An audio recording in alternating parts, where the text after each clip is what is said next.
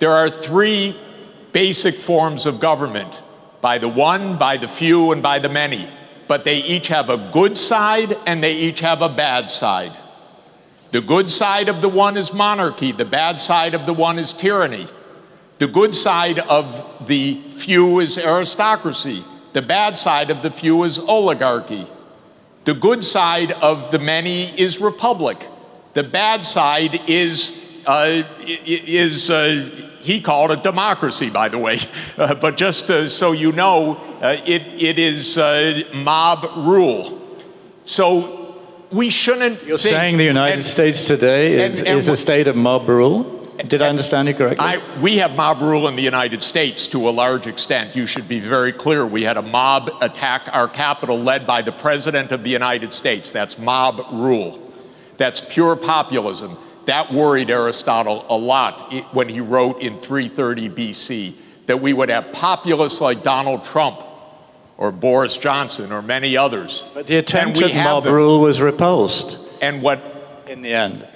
Nothing's in the end. That's the whole point. Everything is a continuing effort for the good, and we are so far from achieving the good that we need to achieve. We need to do better.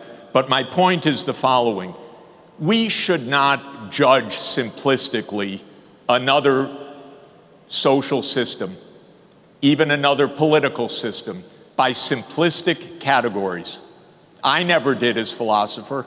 I asked the question, is this for the common good?